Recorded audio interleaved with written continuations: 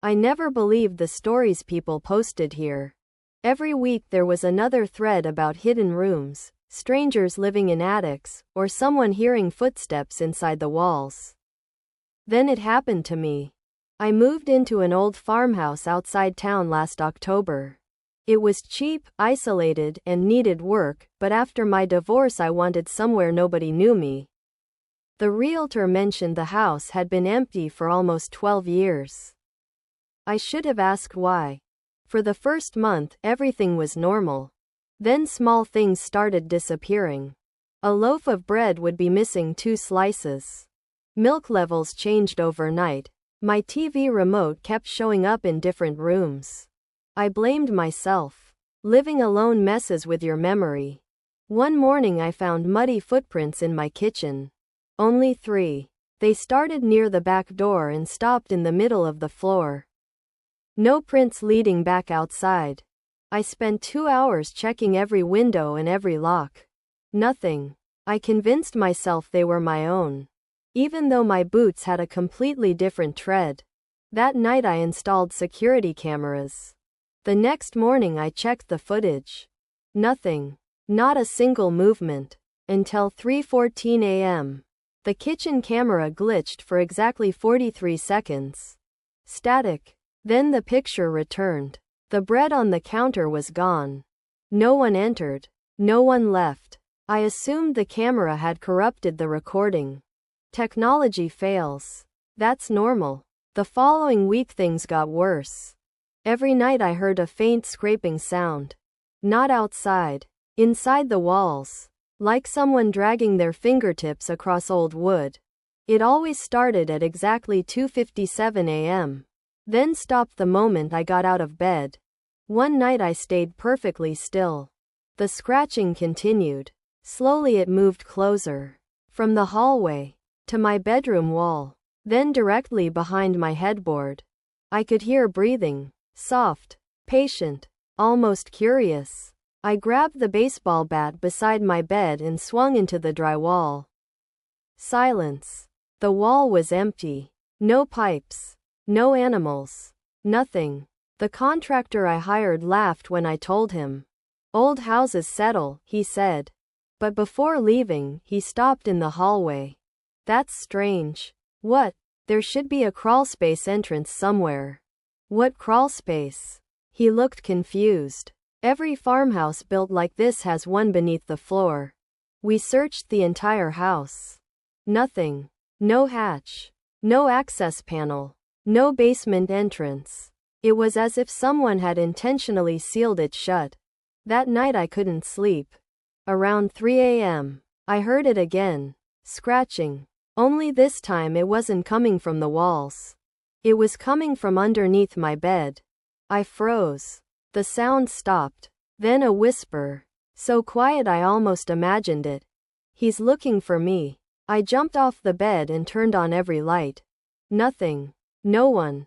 But when I looked beneath the mattress I found fresh dirt. And a single human fingernail. I almost called the police. Instead, I called the contractor back. He arrived the next afternoon with a flashlight and a thermal camera. I didn't tell him about the whisper. I didn't tell him about the fingernail. I just said I thought there was an animal under the house. He walked from room to room staring at the thermal screen. Then he stopped in my bedroom. That's odd. What? There's a cold spot. He pointed to the center of the floor. Perfect rectangle. About 4 feet long. The wood looked identical to every other plank. But when he tapped it with his hammer, it sounded hollow. Someone had carefully covered an old hatch with matching flooring. It took us nearly an hour to pry the boards loose. Underneath was a rusted iron handle. The contractor frowned. I've never seen anyone hide one this well. We pulled. The hatch opened with a groan that sounded almost alive. A wave of cold air rushed out. It smelled like damp earth, rotting wood, and something metallic. Blood. The crawl space was barely 3 feet high, just enough for someone to crawl through. The contractor shined his flashlight inside. The tunnel stretched farther than the beam could reach. "Damn," he muttered. "You ever been down there?" I laughed nervously. I didn't even know it existed. He climbed in first. I followed. The silence underground was unbearable. Every movement echoed.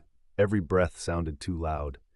About 20 feet in, we found old furniture, broken chairs, rusted tools, children's toys covered in mold. Then the contractor froze. There.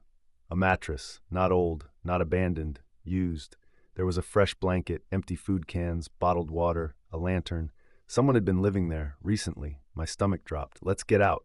Neither of us spoke until we reached daylight. The contractor immediately called the police. 2 officers arrived within 30 minutes. They searched the crawl space for nearly 2 hours. When they came back out, one of them looked irritated. Nobody's down there. What about the mattress? What mattress? The food. The blanket. The officer stared at me. There isn't anything under your house except dirt. The contractor interrupted. I saw it. The officer shrugged. Then someone removed it before we got here. Impossible. The crawl space had only one entrance. The hatch we just opened. No other exits. No tunnels. Nothing. That night I couldn't stop thinking about it. So I reviewed my security footage again.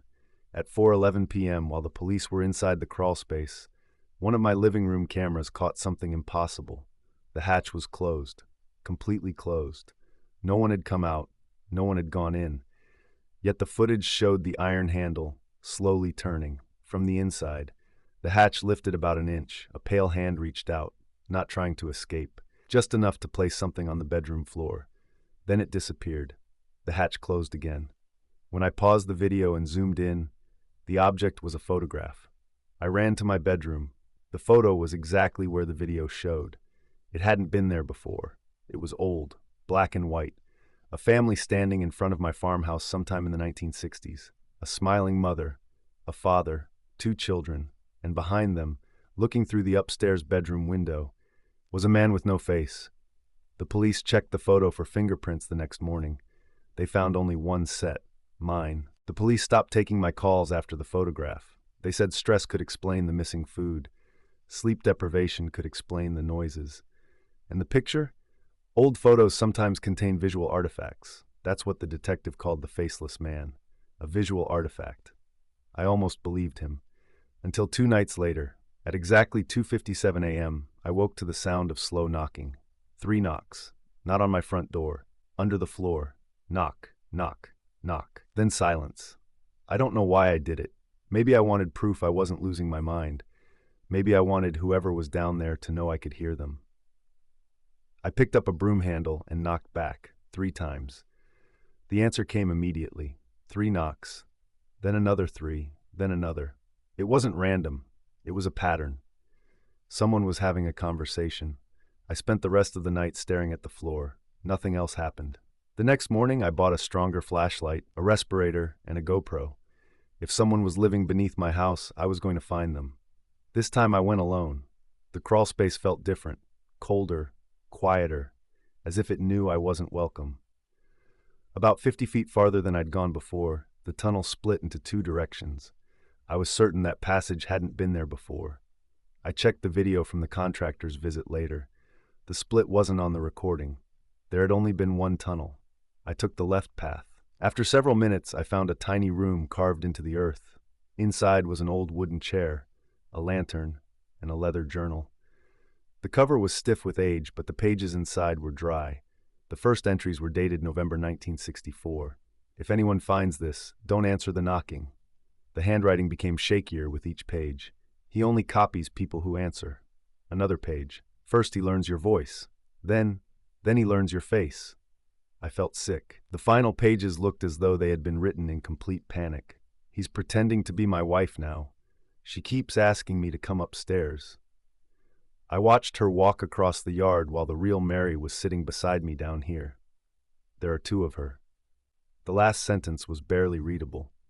If you're reading this, you're already too late. A loud creak echoed behind me. I spun around. The chair in the corner was empty. I could have sworn it hadn't been. Then I heard breathing, not behind me, directly beside my ear. A voice whispered, "You answered." I ran. I didn't care about the journal. I didn't care about the camera. I crawled as fast as I could, smashing my elbows against the dirt walls. Behind me, something crawled too.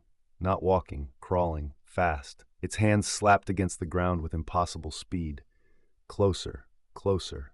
I reached the hatch, slammed it shut, and pushed a dresser over it. Only then did I realize something.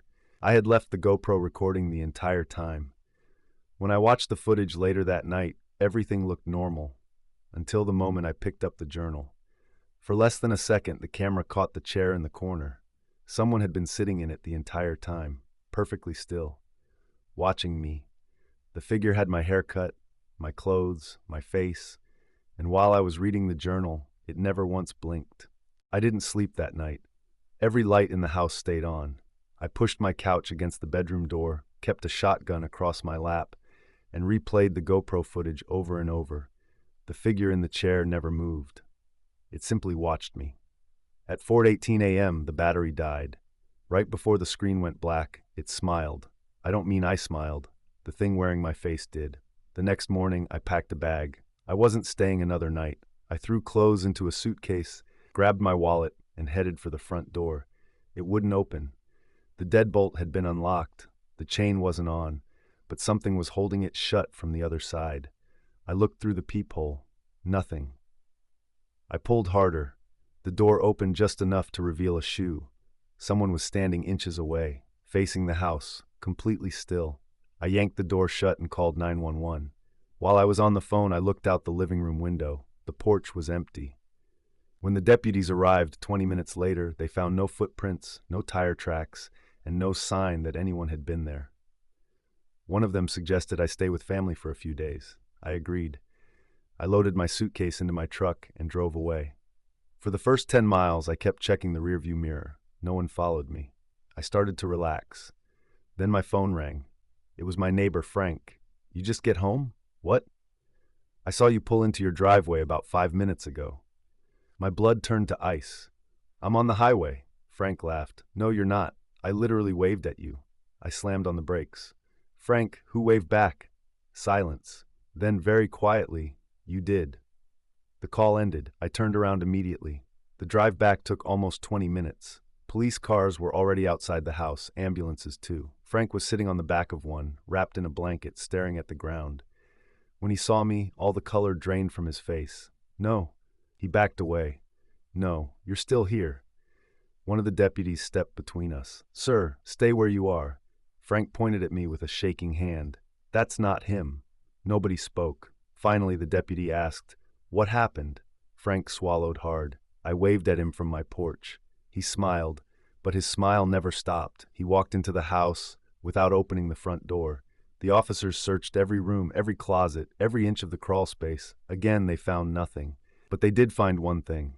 In the upstairs bathroom, the mirror had been covered with writing. Not scratched, not painted. Written from the inside of the glass, as if the words were trapped beneath the surface. There was only one sentence. "He's under the house now." I stared at the message until one of the deputies touched my shoulder. "Sir?" He looked confused. "We've searched everywhere." "So who keeps walking around upstairs?" Every officer in the hallway froze, because we all heard it. Slow, heavy footsteps directly above us. There was no third floor. The footsteps continued for nearly a minute. Slow, measured, as if someone was pacing from one end of the house to the other. Every officer heard them. No one spoke. The deputy closest to the attic hatch pulled the cord. A folding ladder dropped from the ceiling with a loud crack. Dust filled the hallway. He climbed first. Another officer followed. Then silence. 30 seconds, a minute, 2 minutes. I called up, "You guys okay?" No answer. Then a flashlight fell through the opening. It hit the floor beside me. Still on. The deputy at the bottom drew his pistol and climbed up. I followed before anyone could stop me. The attic was empty. No officers, no footprints in the thick layer of dust. No place to hide. Just old beams, insulation, and a narrow wooden door at the far end. The blueprints I'd found online showed no room there. The door shouldn't have existed. One of the deputies forced it open. Behind it was a staircase, leading down. Not up. We followed it in complete silence. The stairs ended in a small room with dirt walls. It wasn't an attic. It was another crawl space, directly above the first one, hidden between the ceiling and the roof.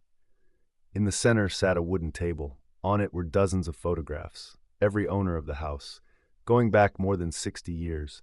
Each photo had something in common.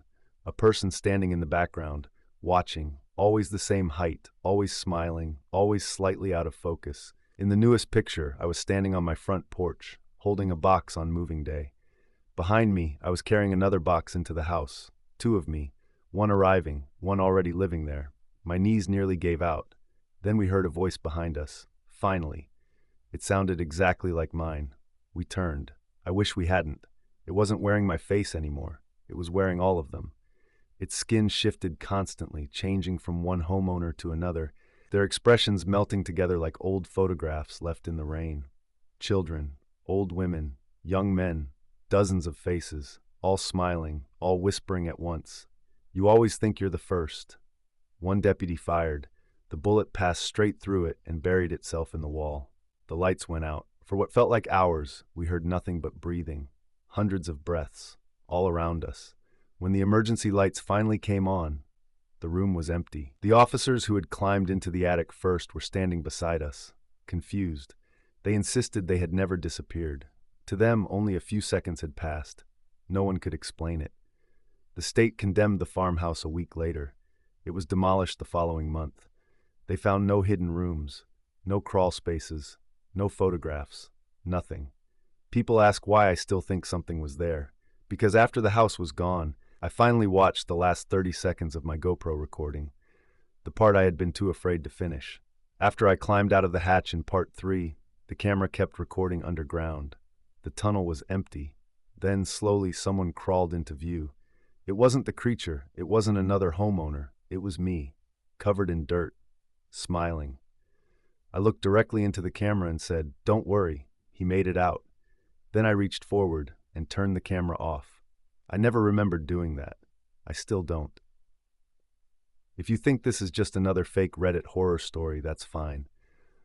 I probably would have said the same thing. But if you ever buy an old house and hear 3 knocks beneath your floor, don't answer. Somebody down there isn't trying to get out. They're waiting for you.